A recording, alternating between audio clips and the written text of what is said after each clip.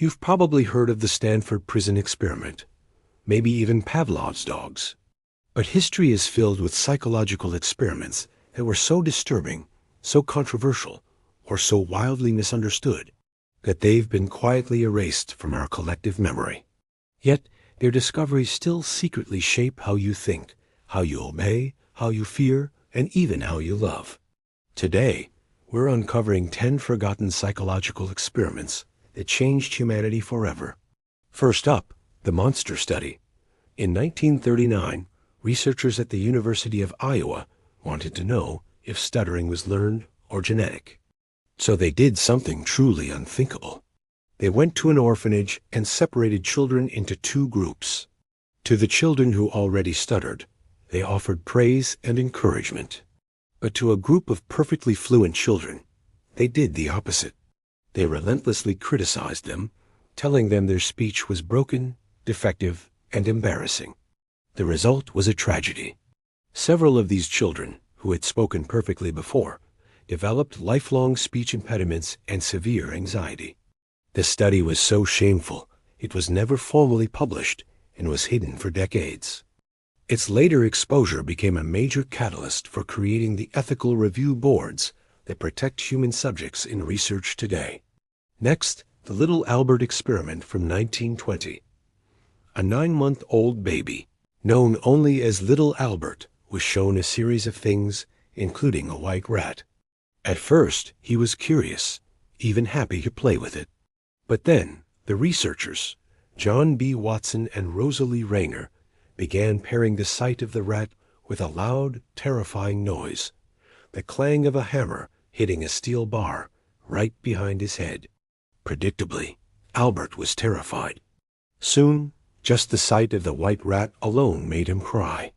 His fear then generalized. He became terrified of anything white and furry, a rabbit, a dog, even a Santa Claus mask. This experiment brutally but effectively proved that fear isn't always innate. It can be conditioned.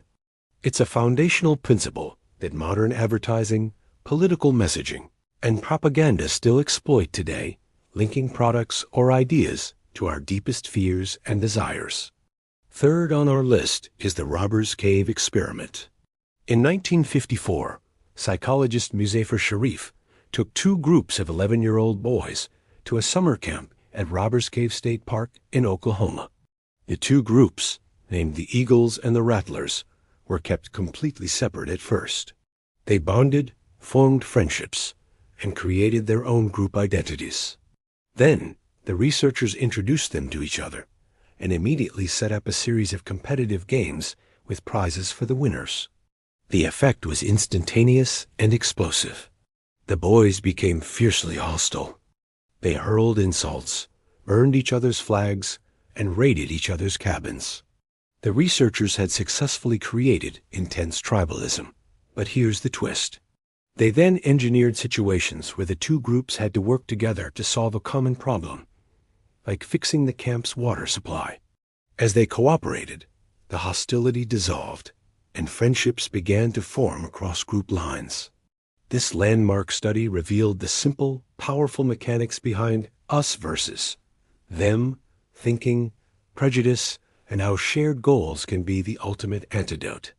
Number 4 is the Blue Eyes, Brown Eyes experiment. The day after Martin Luther King Jr.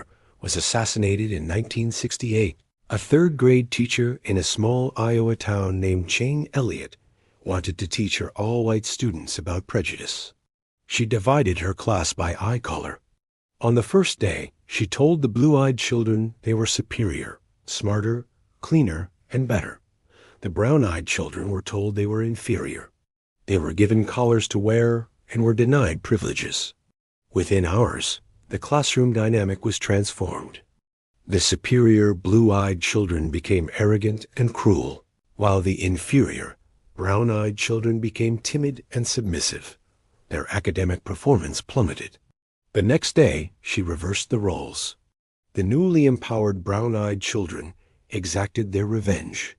The experiment showed, in terrifying clarity, how quickly and easily arbitrary power structures and social labels can create real, painful inequality. At number 5, we have the learned helplessness experiments.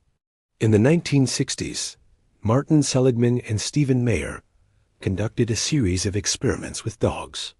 One group of dogs was placed in a harness and received electric shocks but could press a panel to stop them. A second group received the same shocks but had no control over them. A third group received no shocks. Later, all the dogs were placed in a box where they could easily escape the shocks by jumping over a low barrier. The dogs from the first and third groups quickly learned to escape. But many dogs from the second group, the ones who had learned their actions were pointless, didn't even try. They just lay down and whimpered, accepting the pain. They had learned helplessness. This groundbreaking research became a key model for understanding clinical depression, burnout, and why people often stay in abusive or harmful situations, feeling that escape is impossible, even when it's not. Next is the third wave experiment. In 1967, a high school history teacher in California, Ron Jones, was struggling to explain to his students how the German populace could have accepted the actions of the Nazi regime. So he decided to show them. He created a movement called the Third Wave. It started simply with strict discipline and a motto: strength through discipline, strength through community, strength through action. He introduced a salute and demanded absolute obedience. To his horror, the experiment worked too well. Within days, his students became zealous followers. They were loyal, disciplined, and began excluding and reporting on anyone who didn't conform. The movement grew to hundreds of students before Jones, seeing how dangerously real it had become, was forced to end it after just 5 days. It was a chilling demonstration of how easily democratic societies can slip into authoritarianism, drawn in by the promise of order and belonging. At number 7, we explore the bystander effect. The 1964 murder of Kitty Genovese, where dozens of neighbors reportedly heard her screams but failed to intervene, shocked the nation. Psychologists Bibb Latané and John Darley designed studies to understand why. In one version, they had a participant fill out a questionnaire in a room that slowly filled with smoke. When the participant was alone, they usually reported the smoke quickly. But when they were in a room with 2 other people actors who were instructed to ignore the smoke, they were far less likely to do anything. In another experiment, participants heard someone in the next room having what sounded like an epileptic seizure. The more people they believed were also listening, the slower they were to help. The phenomenon was called diffusion of responsibility. The presence of others makes us feel less personally responsible to act. It explains why crowds can freeze during an emergency, each person waiting for someone else to make the first move. 8th is the unsettling discovery of false memories. Starting in the 1970s, psychologist Elizabeth Loftus began experiments that would change our understanding of memory forever. In her Lost in the Mall study, she told subjects 4 stories about their childhood, 3 of which were real, and 1 of which, being lost in a shopping mall, was completely fabricated, created with the help of family members.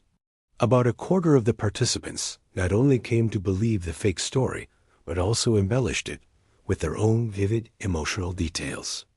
Her research proved that memory is not a reliable recording of the past. It's a reconstruction, vulnerable to suggestion, misinformation, and imagination. This discovery had massive implications for the reliability of eyewitness testimony in courtrooms and changed police interrogation techniques worldwide. Your most cherished memories might not be as real as you think.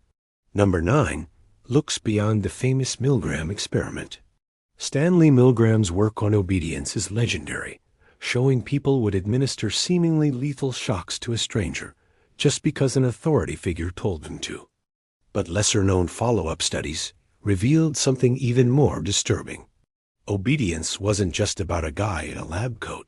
When the authority figure was backed by the legitimacy of an institution, like a prestigious university, or when peers were seen complying, obedience rates skyrocketed. People weren't just following orders because they were evil. They did it because the entire social context told them it was normal, necessary, and right. This broader research reshaped ethical training in the military, medicine, and corporations, forcing them to grapple with how organizational structures can normalize harmful behavior. Finally, at number 10 are the early Stanford sleep deprivation studies. Long before we had apps to track our REM cycles, scientists in the early 1900s conducted brutal experiments to understand the function of sleep. One of the first was at Stanford, where participants were kept awake for extended periods, far beyond what anyone would voluntarily endure. The results were alarming. Subjects experienced severe emotional instability, paranoia, hallucinations, and a profound loss of their sense of self. These early, ethically fraught studies laid the foundation for our modern understanding of sleep's critical role in mental health. They also informed policies on work-hour regulations and the classification of sleep deprivation as a form of psychological torture. Many of these experiments would be illegal, and rightfully so, to conduct today. They crossed ethical lines that we now hold sacred. But their dark legacy is also one of enlightenment.